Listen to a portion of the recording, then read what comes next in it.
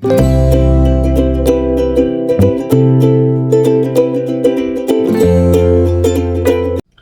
hello, salam sejahtera Malaysia. Selamat datang ke channel Fels Lifestyle.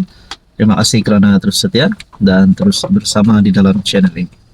Saudara-saudara, tuan-tuan dan puan-puan, ada satu pengesahan terkini daripada dokter yang menyebutkan ataupun memberikan kita terkini status terkini berkaitan dengan kes kematian Zara Khairina, berkaitan dengan serangan ataupun mungkin kecederaan yang diterima oleh Zara. Sehingga hari ini masih ada yang mempersoalkan adakah Zara Khairina diserang, dipukul, dibuli. Nah, akhirnya ramai yang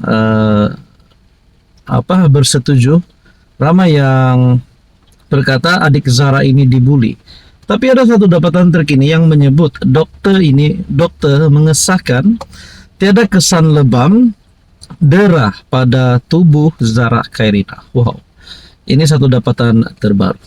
Oke, sebelum saya teruskan, saya perkenalkan kepada Anda. Ini adalah terapi imun. Kepada Anda yang mempunyai masalah kesehatan, penyakit yang berulang, mungkin ini adalah jawaban kepada penyakit Anda. Saya hanya kongsikan kebaikan terapi imun ini. Sekiranya Anda berminat, Anda boleh menghubungi saya di nomor yang tertera. Oke, baik, kita teruskan saudara-saudara. Tapi sebelum kita teruskan, bagaimana dengan cerita kononnya ada pembuli? Bagaimana dengan 5 orang yang didakwa baru-baru ini? Bila dokter mengesahkan tiada kesan lebam dan darah pada tubuh Zara Khairina, adakah sebenarnya Zara ini memang tidak dibuli? Nah, ini yang menjadi pertanyaan ramai orang. Ataupun kalau Zara memang tidak dibuli, tidak diserang sama sekali, jadi adakah dengan ini 5 remaja yang didakwa itu bakal dilepaskan? Nah, ini yang menjadi satu pertanyaan paling utama. Satu dapatan saya melalui rotikaya.com. Kota Kinabalu 9 September, seorang pegawai perubatan Jabatan Kecemasan dan Trauma Hospital Queen Elizabeth memberitahu Mahkamah Coroner bahawa tiada kesan lebam atau tanda penderaan ditemukan pada tubuh Allahyarham Zara Khairina semasa menerima remaja itu untuk pemeriksaan pada 16 Julai. Nah, ini adalah tarikh di mana kejadian berlaku. Dr. Jennifer Wu, 32 tahun, berkata, pelajar tingkatan 1 itu dibawa ke Jabatan Kecemasan oleh penolong pegawai perubatan bersama pasukan ambulans dalam keadaan tidak sadarkan diri, namun mekanisme kecederaan tidak diketahui pada ketika itu. Hasil pemeriksaan mendapati tiada sebarang kesan lebam atau tanda penderaan pada tubuh pesakit. Hasil pemeriksaan juga menunjukkan pelajar yang disyaki mengalami kecederaan otak yang serius selain disyaki mengalami pendarahan dalaman. Disebabkan tekanan darah mangsa terlalu rendah, remaja itu disyaki mengalami kecederaan dalaman due to high impact pada badan yang menyebabkan pendarahan dalam badan. Kata saksi ketiga itu ketika membacakan pernyataan saksinya pada hari keempat proceeding inquest kematian remaja itu. Nah, teman-teman, yang menjadi persoalannya, kalau Zara tidak didera, kalau Zara tidak mendapat lebam dan tidak kesan penderaan, adakah dengan ini spekulasi ataupun cerita Zara menghayunkan diri, Zara lompat sendiri, semakin benar? Nah, inilah yang kita takuti. Nah, kita cuma nak tahu kebenaran siapa dalam utama dan bagaimana kematian Zara Khairina. Jadi saudara-saudara, kita berdoa supaya semuanya baik-baik. Kita berdoa supaya keluarga terus dikuatkan. Kita terus melaungkan justice for Zara. Hai, hello, salam sejahtera Malaysia. Selamat datang ke channel Fels Lifestyle. Terima kasih kerana terus setia dan terus bersama di dalam channel ini. Baru-baru ini SPRM Azam Baki membuat pengumuman berkaitan dengan siasatan-siasatan yang juga melibatkan bekas Perdana Menteri, yaitu Ismail Sabri. Nah, ada satu dapatan terbaru, ada satu lagi kenyataan terbaru daripada Azam Baki. Nah, kali ini menyebut nama Tun Mahathir. Nah, saudara-saudara, apa status siasatan SPRM terhadap Mahathir hari ini? Apa statusnya? Kita nak tahulah.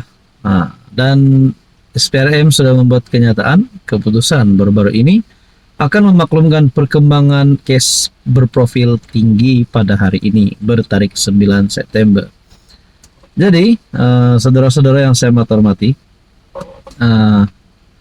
tuan-tuan dan puan, jadi adakah maksudnya case berprofil tinggi yang dinyatakan Azam Baki ini yang melibatkan nama bekas Perdana Menteri Tun Mahathir juga akan diputuskan? Nah, di sini ada satu jawaban yang saya nak kongsi kepada Anda.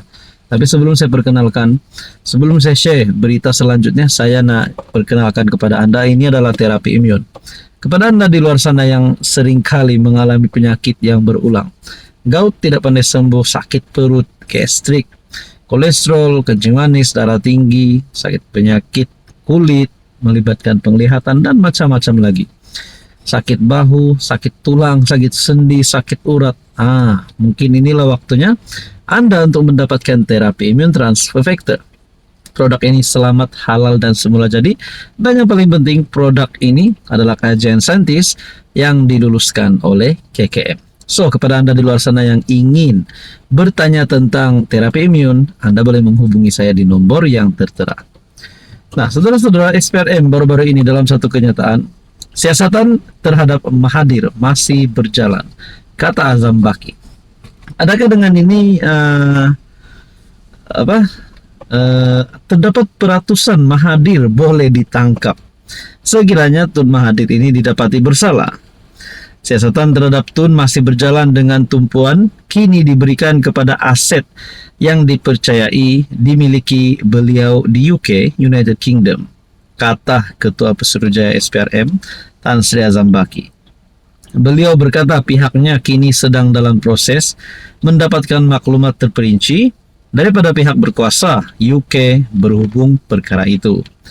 Siasatan melibatkan Dr. Mahathir masih lagi dijalankan dan kami sedang mendapatkan maklumat terperinci daripada pihak luar, terutama sekali pihak UK. Pihak authority UK berhubung dengan aset-aset yang dimiliki oleh Dr. Mahathir. Sekiranya maklumat dapat diperoleh, kita akan maklumkan kemudian.